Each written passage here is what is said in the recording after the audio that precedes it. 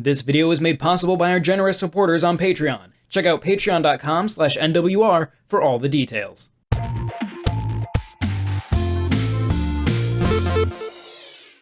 After a 20-year hiatus, Crash is back. Crash Bandicoot 4, It's About Time, is a direct sequel to 1998's Crash Bandicoot Warped, taking place right where the PlayStation Classic left off. Keeping true to its roots, the action platformer maintains its style, charm, and gameplay, while amping up the graphics and feel to modern standards. While Crash's facelift is fresh and exciting, Crash 4 also perpetuates some of the issues that have plagued the series since the beginning, with inaccurate platforming and irritating difficulty that will frustrate you into ripping up your favorite pair of jorts. Regardless, Toys for Bob has brought forth an authentic rendition of a gaming legend, allowing series fans and newcomers alike to experience the marsupial madness that tried to take down Nintendo's platforming juggernaut.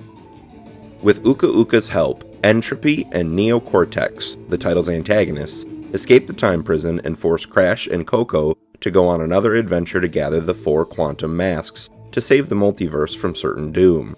Utilizing alternate timelines to try to change the past, these villains send our heroes on a mind-bending journey where getting help from familiar but slightly different faces from the series' past titles is necessary to keep things as they are. While nostalgia tugs at the heartstrings, Crash 4's story feels a bit scattered between the diverse eras and settings, where a Super Mario Odyssey-esque voyage takes place. Some series knowledge, while not necessarily needed, also helps make the connections that really bring this one together. All in all, as incredible as it is for original Bandicoot fans to see more from this eclectic cast of characters, newbies will often be left to focus on the gameplay, while a lot of what is happening is lost to Crash games of the past. Platforming in Crash 4 is a serious love-hate relationship. As the primary mode of gameplay, jumping around is obviously Crash's thing. Paired with his iconic spin attack and special abilities like time pausing and gravity flipping given to him from the quantum masks, things stay diverse enough to keep your attention. Additional playable characters in Tawna and Dingodile add new mechanics that add flavor as well, making sure you're never left bored with the actions you're taking.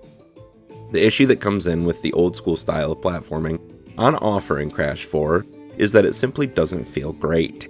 Perspective flips from 3D to 2D, and the directional changes where the path takes you towards the camera as well as away from it make getting into a rhythm vastly more difficult regardless of the twist that they add. Failing leads to a restart at the last checkpoint, with multiple failures forcing you to start the whole level over entirely. An easier mode is available to keep multiple deaths from forcing a level reboot, but even with that implemented, it can get pretty dicey. Combine that with level design that regularly tries to end your runs and you have a melting pot of chaos. While Crash's platforming is a style beloved by many, it's one that feels very outdated. Where Crash 4 makes up for its platforming woes is in its replayability. Besides the main path taken, there's an additional series of alternate timeline levels that feature the side characters Tawna, Dingodile, and Neo Cortex. These provide more context into what is happening in parallel to Crash and Coco's quest, and keep the player using these extremely well-designed alternate characters. Flashback levels add some higher difficulty options following a found flashback tape, and the inverted mode offered partway through the game allows you to replay each level backwards. On top of that, each level keeps track of crates bashed, gems found, skins unlocked, and time taken to complete the stage, allowing for a 100% completion path for those diehards out there. A multiplayer mode is also available for those looking to challenge their friends in checkpoint races and crate points. For those looking for maximum content offerings in their game purchases, you could do a lot worse than going after all the goals in Crash 4. In terms of performance, Crash 4 runs well and looks alright. Minor frame dips in certain sections occur rarely, but the visuals are quite grainy, as has come to be the norm for most ports to the Nintendo Switch. Besides the graphical downgrade, the vibrant levels and cartoony soundtrack create an experience that series veterans will love to immerse themselves in.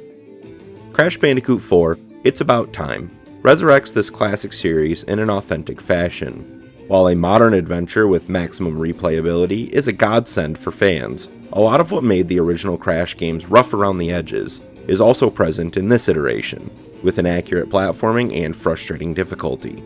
However, for those looking for a return to form for the Bandicoot, Toys for Bob has proven themselves yet again in this long-awaited sequel.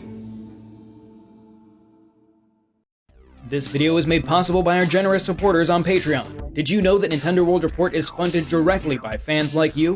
When you support Nintendo World Report on Patreon, you get immediate access to multiple exclusive podcasts every month, exclusive Discord channels, an early look at select content, and more, all for as little as $1 a month. Check out patreon.com/NWR for all the details.